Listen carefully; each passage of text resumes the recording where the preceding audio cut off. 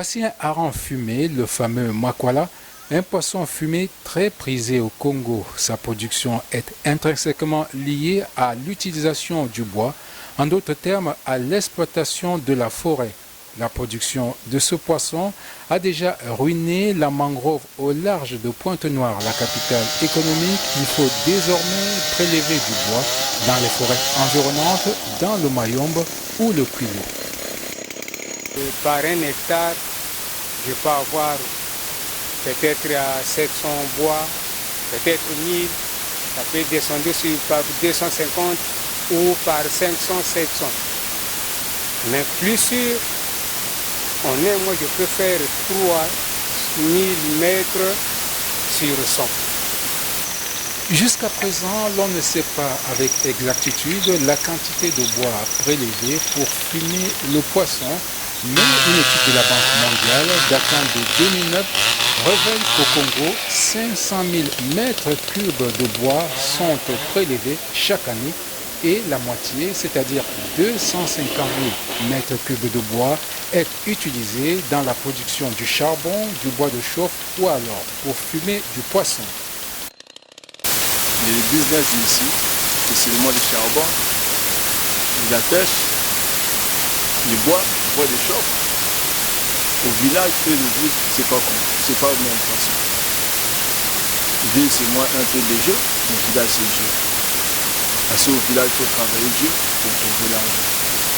Il faut couper les bois, tu montes le four, après tu trouves l'argent. La demande est telle qu'il faut de plus en plus de bois pour alimenter un marché de plus en plus demandeur en charbon, en bois de chauffe ou alors en bois pour fumer du poisson.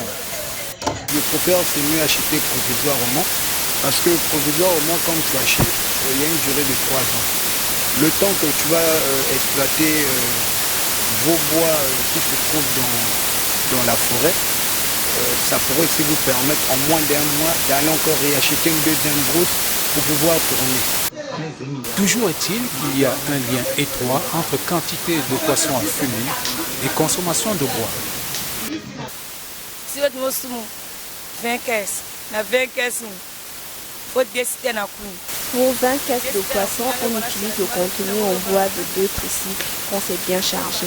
On commence le fumage de poisson le matin pour finir vers 17h ou 18h. Le temps d'étaler, de retourner les poissons sur les fours, c'est un travail difficile. Dans les tobacs posés, si agaya, si bayoki balulia, mettez ça diatia. Si ça l'in mettez ça avant que ça la passe. Tout est fonction de la quantité et de la grosseur du poisson. Quand il s'agit de gros poissons, ça consomme assez de bois. Mais quand ce sont des petits poissons, ça consomme moins de bois.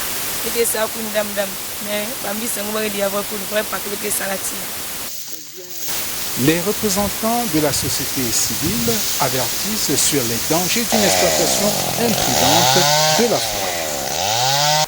Au niveau de la pêche, il y a des jours où il y a beaucoup de poissons qui sortent. Mais parfois, quand ils n'évaluent pas tous ces poissons-là, automatiquement, il faut fumer ces poissons-là. S'il y a beaucoup de poissons à fumer, on doit utiliser beaucoup de bois. Et si on utilise beaucoup de bois, donc on a coupé beaucoup de bois dans les forêts.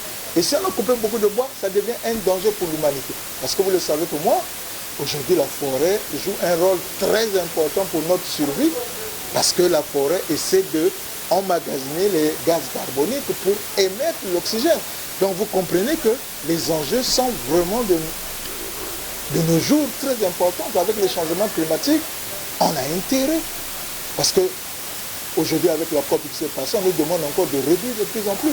Mais nous qui avons encore la forêt, nous devons éveiller nos consciences pour qu'on essaie de sensibiliser, continuer à sensibiliser que, attention, il n'est pas exclu qu'on n'utilise pas peut-être du bois, mais d'une manière un peu excessive, non.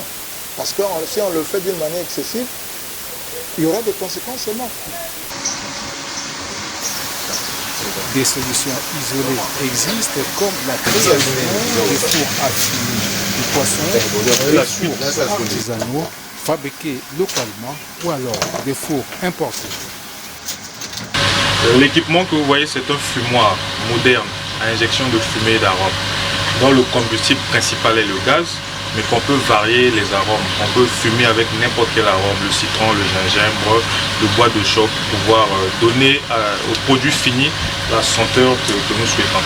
Donc aujourd'hui, nous sommes en train de faire un essai avec vous, d'ailleurs, du fumage du poisson silure avec le bois de chauffe en fait. On veut donner au poisson la senteur ou l'arôme de bois de chauffe, ce qui est une arôme déjà traditionnelle, connue par et qui rentre dans l'habitude culinaire des Congolais. On peut faire entrer plus de 300 kg de produits dans ce fumoir.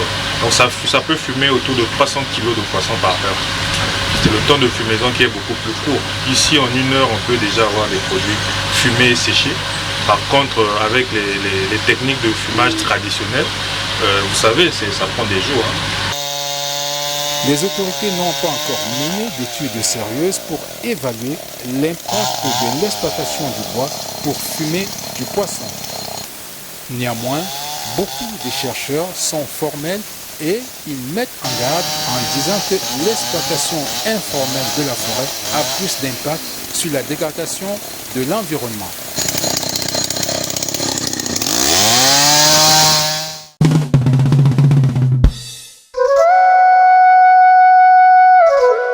Yakarel, Onandi, Suina.